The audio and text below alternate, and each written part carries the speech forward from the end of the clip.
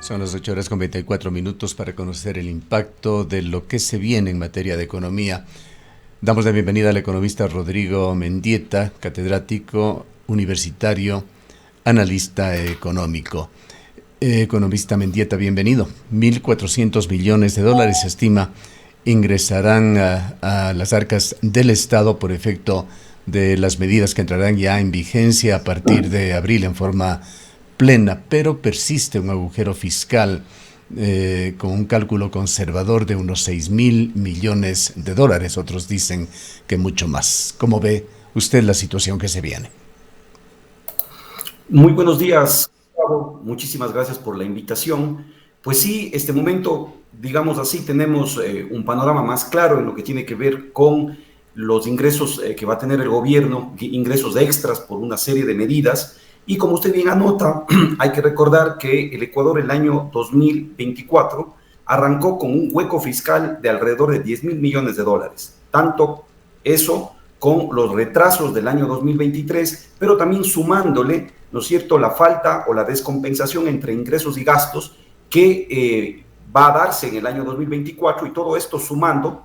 daría más o menos un hueco fiscal, una necesidad de financiamiento de alrededor de entre 9 mil y 10 mil millones de dólares. Obviamente con los datos que tenemos ahora, y usted bien digamos, lo está advirtiendo, con todas estas medidas que están en vigencia y que van a entrar en vigencia a partir del próximo mes, incluyendo el aumento del IVA al 15%, el ISD al 5%, todavía le quedaría al gobierno la necesidad de cubrir esa descompensación en alrededor de unos 5.000 a 5.500 millones de dólares. Y obviamente ahí van a entrar en juego otros elementos, como por ejemplo el acercamiento al Fondo Monetario Internacional y la posibilidad de que desde ese organismo vaya a existir un financiamiento en este año. Ahora, hay críticas que se han hecho por parte de influyentes analistas económicos. Me voy a referir a la revista Análisis Semanal, que es un referente con respecto a la economía ecuatoriana. Alberto Costa Burneo, en declaraciones para este medio de comunicación, su director, ha calificado estas medidas en general como medidas recesivas que no catalizan la producción y el empleo, que es uno de los objetivos más importantes que debería perseguir el gobierno, que es el trasfondo, además de la crisis social y de esta crisis de seguridad en Ecuador. Definitivamente yo pienso que las medidas que se están en este momento acogiendo están viendo únicamente la parte macroeconómica, están apuntando al equilibrio fiscal y por supuesto que va a dar resultados en ese sentido. Si nosotros volvemos a la respuesta anterior, estimado Gustavo, podemos ver que prácticamente si las cosas se dan como lo está planeando el Ministerio de Economía y el Gobierno Nacional, entonces lo que vamos a ver es que quizás vamos a terminar con una brecha fiscal o un déficit fiscal mucho más pequeño que el que hemos tenido los últimos 5 años. Sin embargo, hay que volcar también la mirada hacia la sociedad, hay que volcar también la mirada hacia el tema del empleo, y en este momento nosotros estamos viendo una economía completamente estancada, con un crecimiento que no superaría el 1% para este año 2024, que viene acarreando problemas económicos desde atrás y que obviamente ¿en dónde derivan? Eso deriva en números, estimado Gustavo,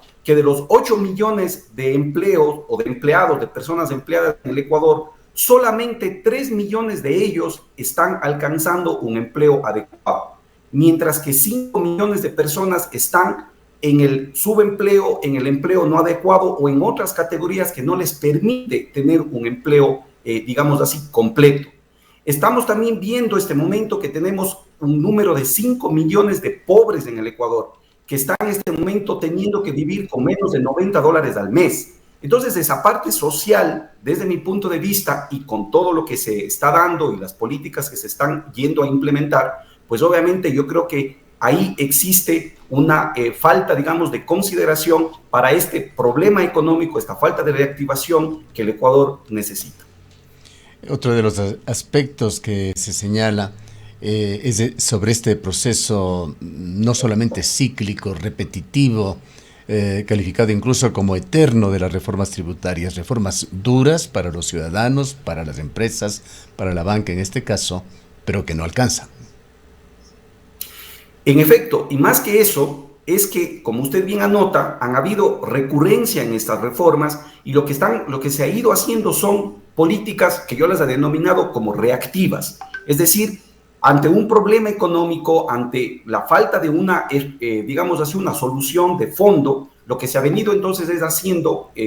políticas que simplemente lo que hacen son parches, ¿no? Vamos viendo por aquí un dinero que va saliendo, remisión de deudas, por ejemplo, vemos, por ejemplo, subida de impuestos por otro lado,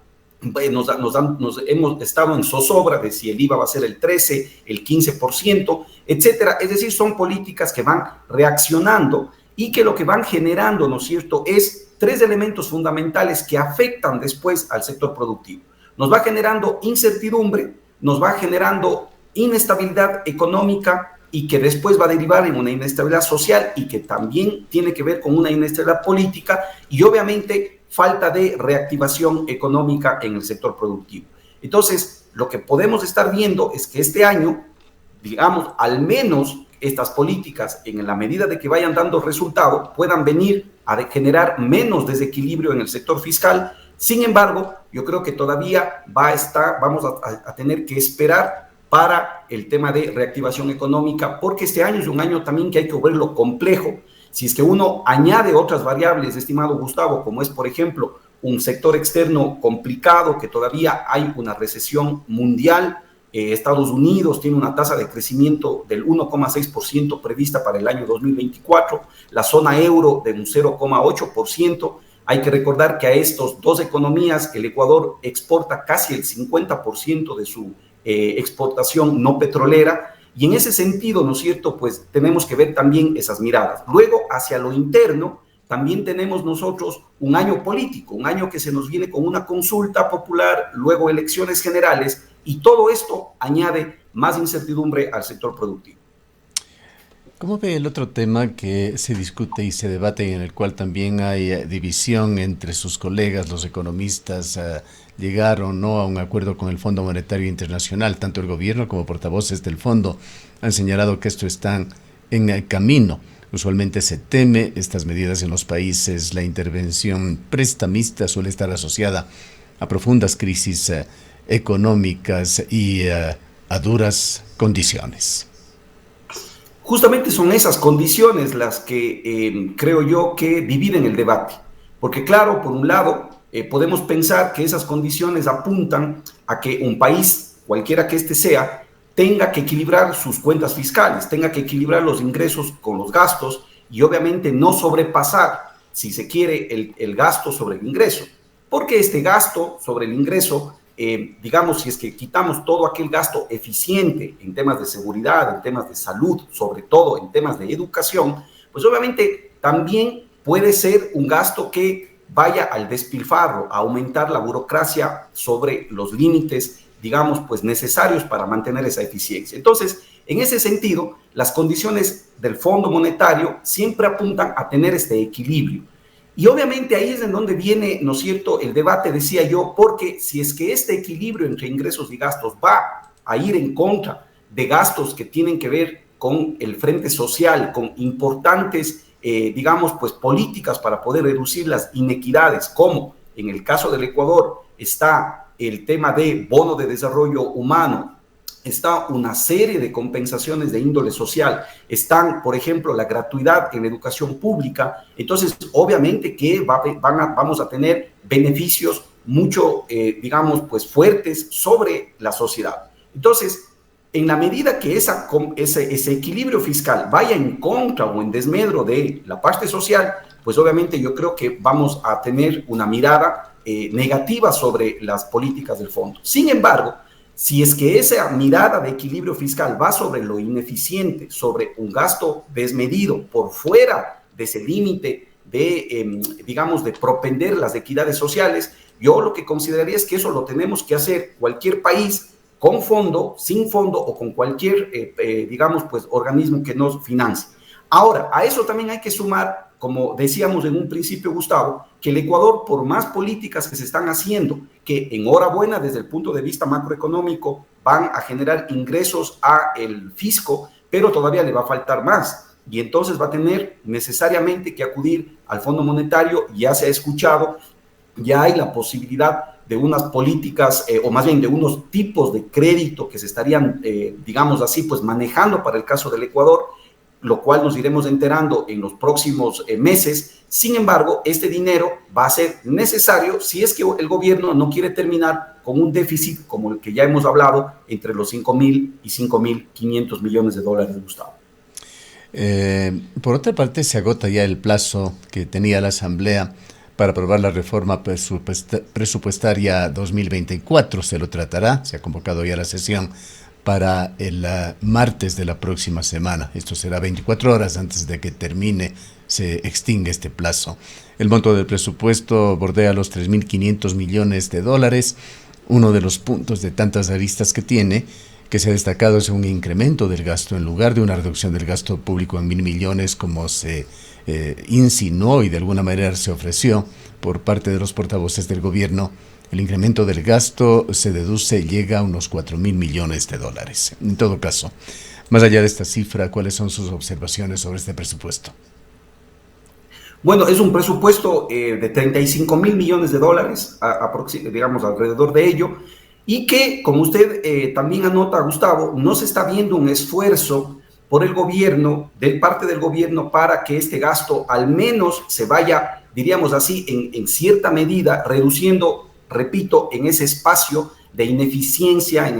ese espacio de gasto, digamos así, no necesario desde lo público que se tenga que dar. Entonces, en ese sentido, no se han visto estos esfuerzos. Y mire usted que hay una cosa, diríamos así, paradójica en el caso del Ecuador, porque los gobiernos anteriores, yo me quiero referir al de Lasso y ahora al actual, que son gobiernos, diríamos así, de un tinte de derecha, si se quiere, desde la parte política, no fueron capaces, en un caso, y no está siendo capaz en este caso de Noboa, de reducir o de al menos, ¿no es cierto?, empezar a ver en dónde se puede generar una reducción de gasto ineficiente, ¿no? Sino más bien, mire que se han dado políticas de aumento más bien de los ingresos, es decir, la compensación ha venido por el lado de los ingresos, con todo lo que esto genera de distorsiones a las cuales ya nos hemos referido. Entonces, en ese sentido, lo que nosotros podemos observar, ¿no es cierto?, es que esto es un presupuesto que, como usted bien indica, no tiene mayor variación con los presupuestos anteriores,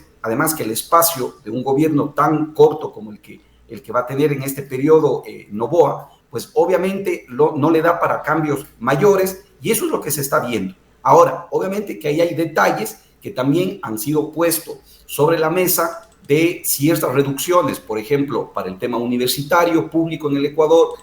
de ciertas reducciones para otros frentes sociales, y que obviamente deben ser discutidos, y veremos la discusión que se dé en la Asamblea Nacional en la semana. Bien, para finalizar, quisiera preguntarle su opinión sobre cómo vio el tratamiento de esas reformas al IES y al BIES a través de la denominada Iniciativa Popular Normativa, que aparentemente ha dejado descontentos a todos, a los proponentes, como, para poner en la contraparte, al coordinador de la Comisión Interdisciplinaria para la elaboración de otro proyecto de reforma que se hizo al sistema de pensiones durante el gobierno de Lasso, el economista Augusto de la Torre. ¿Cómo ha visto usted el tratamiento de esta propuesta, de esta nueva ley, y la forma en que ha quedado ya para ir a manos del Ejecutivo? Bueno, primero, creo yo que en ese sentido se está perdiendo tiempo frente a la urgencia que implica tomar medidas en el caso del IES. Todo lo que nos hemos podido analizar de información que ha sido entregada justamente de la comisión a la que usted hace referencia, Gustavo, yo creo que se puso sobre la mesa en la problemática del IES, una problemática que, si no se toman medidas urgentes, vamos nosotros muy pronto a entrar en un problema mayor en el caso del IES, en el problema en que no haya dinero para pagar las jubilaciones, en donde no haya dinero para poder compensar la parte de salud, y donde obviamente tenemos ahí una estructura institucional, diríamos de esa manera, porque hay una serie de normativas y de reglas que lo que ahí han ido llevando es a ir acumulando estos problemas en el IES. Entonces, lo que yo creo es que ya hubo una comisión, luego ahora se ha formado otra, lo que esperamos es que no se pierda más tiempo, porque el IES necesita medidas urgentes. Lamentablemente, también es un tema político, y estando nosotros a la puerta de una consulta popular y referéndum, y luego de una elección, yo creo que otra vez vamos a entrar a tener ahí una conversación más bien, diría yo, populista sobre el tema del IES, porque ya se escuchan voces, primero, que desvirtúan lo técnico, que desvirtúan lo argumentativo, y obviamente se sale a decir que simplemente lo que se quiere es cambiar las reglas del juego, que se va en contra de los asegurados, que el IES es de los asegurados, y obviamente hay una serie ahí de conceptos con los cuales yo considero que no aportan a la solución del problema. Esperemos que ese tratamiento sea rápido, sea urgente, que se lleguen a acuerdos y que obviamente sobre todo se entienda que la problemática del IES es tal que si no se toman medidas, que ahí podemos entrar, ¿no es cierto?, a debatir, Gustavo, el tema de los daños, el tema de los aportes, el tema de las edades, el tema de quienes ingresan al sistema de salud. Yo creo que está sobre la mesa, repito, puesta la propuesta. Lo importante es ya empezar a tomar medidas, porque caso contrario, eso va a ser una bomba de tiempo que si no ha explotado todavía es porque quizás tenga, yo creo que una protección que todavía pasa por lo político, pero que adentro el problema está latente. Bien, le agradecemos mucho por habernos acompañado. Gracias, Gustavo, a usted, a las órdenes, siempre un buen día. Declaraciones del economista Rodrigo Mendieta, experto en economía, académico de la Universidad de Cuenca.